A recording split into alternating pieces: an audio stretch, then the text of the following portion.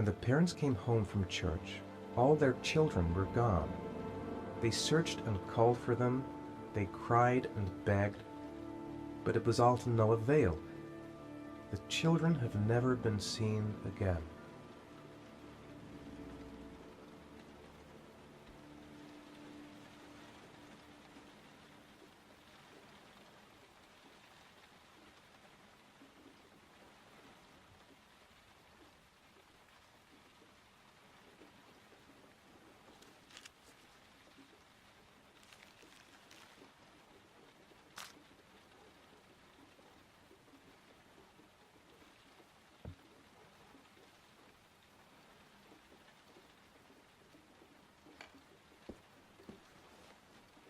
I have to get out of here and find out what this ticket is about.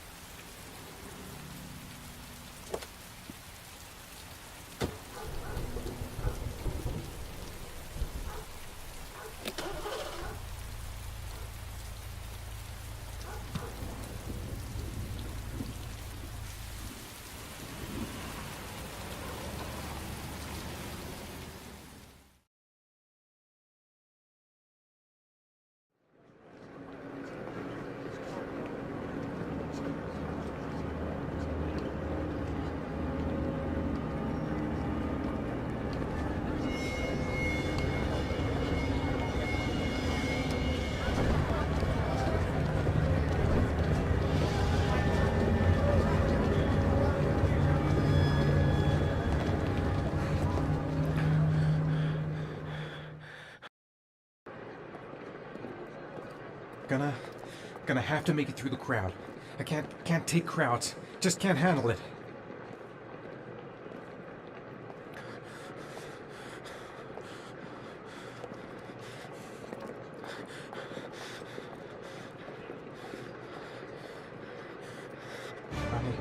I can't make it. Too many people. Too many people.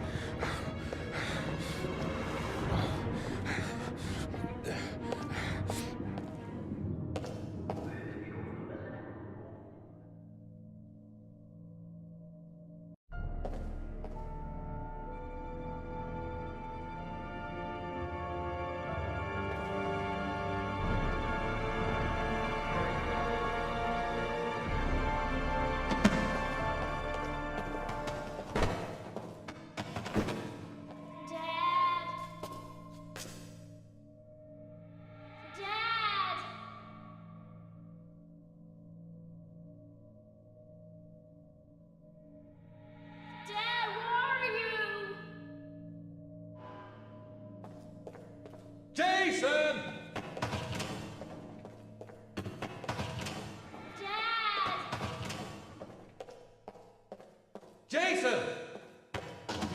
Dad! Jason!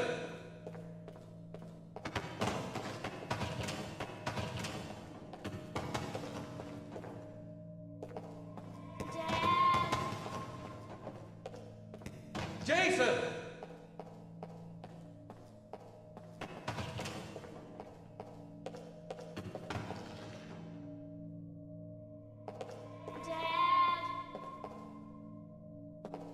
Jason!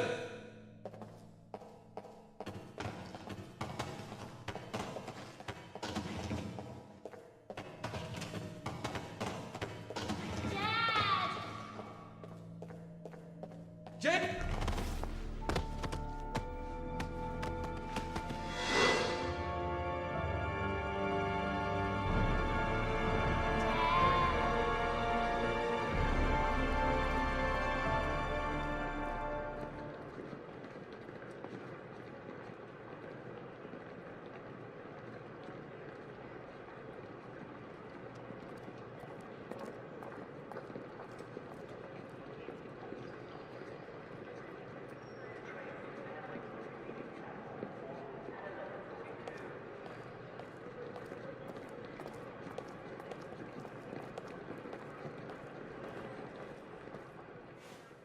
Line 18, box number 3.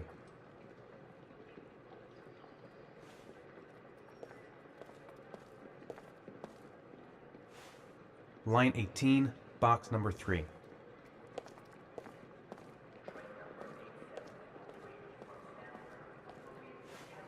Line 18, box number 3.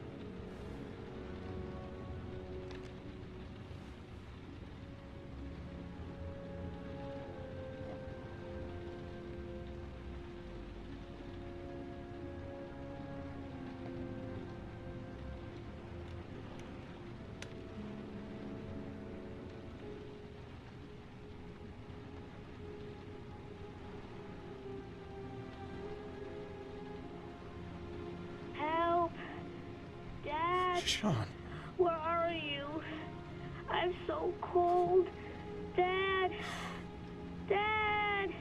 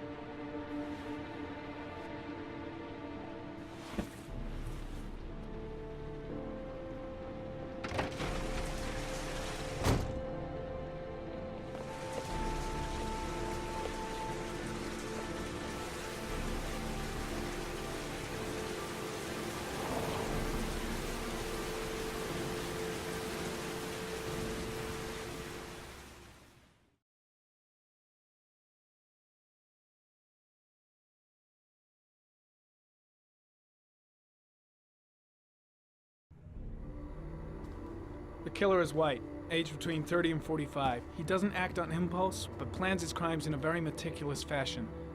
He doesn't have anything personal against the victims. That's why he covers their faces with mud, to make them anonymous. Why does he kill them if he doesn't have anything against them? For him, they're more of an image, a symbol. That's probably why he gives them an origami figure and an orchid as gifts to apologize for what he's done to them.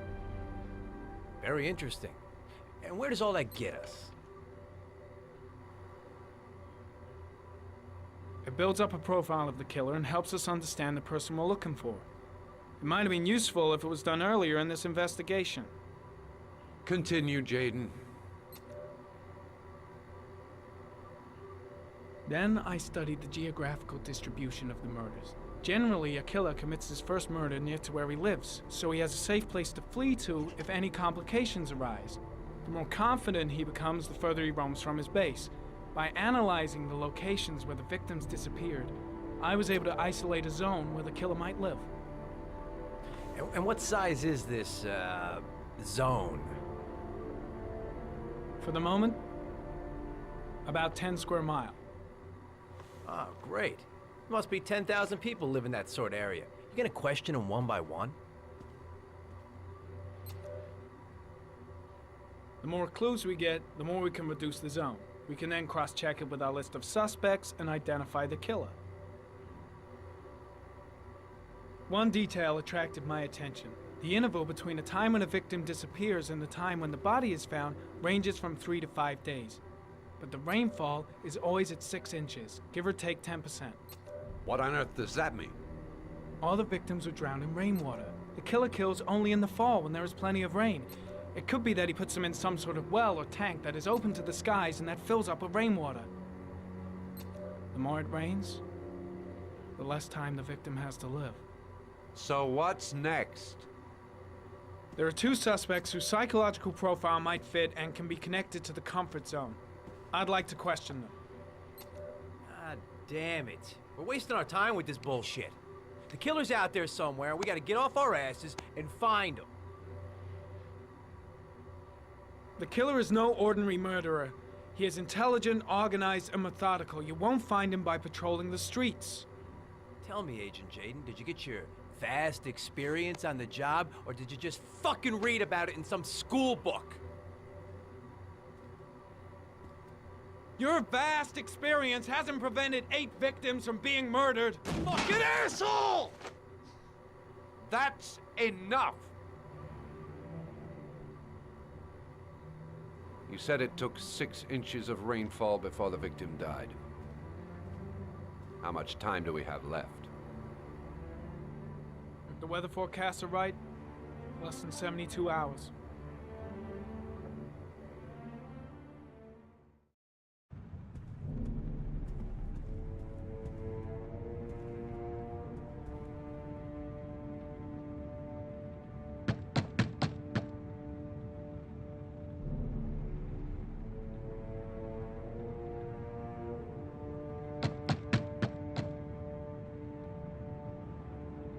No answer. We waste our time coming here. Maybe we should have a little look inside anyway. There's nobody home.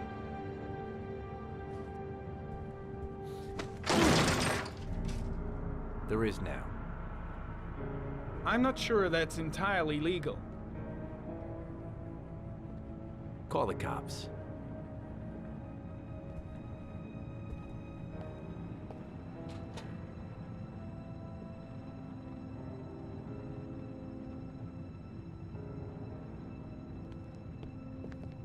Looks like Nathaniel Williams is a pretty religious guy.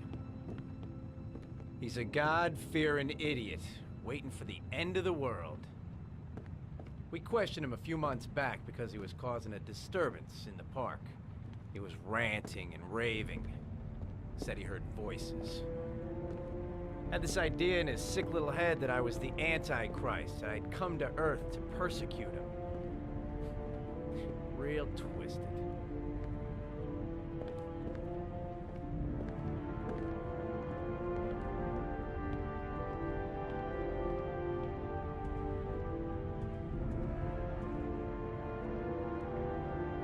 Candles are still lit.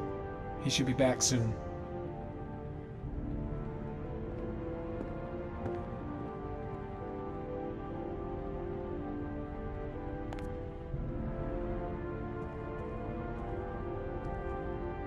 Nathaniel Williams is our prime suspect. He's already been questioned, and he lives in the exact geoprofiling zone.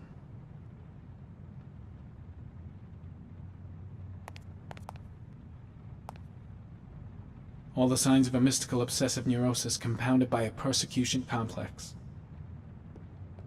The guy's taking a break from reality, holed up here in this crazy apartment.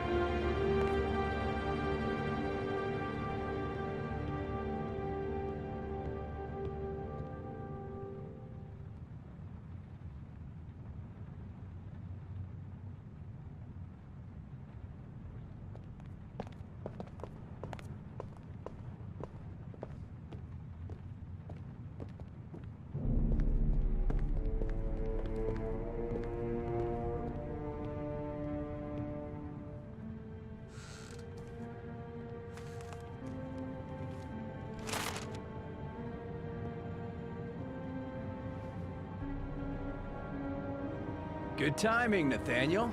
Just the man we're looking for. Angels and ministers of grace defend us. I'm Agent Norman Jaden, FBI. I'd like to ask you a few questions. As God is my witness, I haven't done anything. I'm innocent. Relax. Nobody's accusing you of anything. We just want to talk. Nathaniel, do you remember where you were last Tuesday at 4:30 p.m.? Here? I was here. I was praying. All day. Was there anybody with you? No. No, I was alone. Why all the crucifixes? You afraid of something? The hour is nigh, and the wrath of God shall strike men down. I'm preparing for the end of the world. Where do you work, Nathaniel? Do you have a job? My sole occupation is praying to the all-merciful Lord for the salvation of humanity. What about the voices, Nathaniel? Do you still hear the voices? We know who talks to you, don't we, Nathaniel? Or we both know who talks to you. Don't speak that name. What does he say to you, Nathaniel? Blake, what are you doing? I can't talk about it. You mustn't talk about it. He orders you to That's go enough. and find new Leave prey, him doesn't alone. He needs more and more. No! You mustn't mention him. You'll bring him here. Carter, He told you to go and find that kid in the park. The voices tormented you all night long. You wanted them to stop, didn't you, Nathaniel? Stop! Stop! That's enough! So you obeyed them to make them stop. You took that boy with you and you drowned him. Isn't that right? No! Stop! Stop! You killed them, didn't you, Nathaniel? Are you gonna confess, you bastard? You are the Antichrist. Put down the gun, I shall Nathaniel. dispatch you to your father in hell. He is the son of Satan. He was sent to earth to destroy us. For Christ's sake, shoot! Calm down, Nathaniel. Nobody here wants to hurt you. Put the gun down. Keep calm. Everything is gonna be fine, Nathaniel.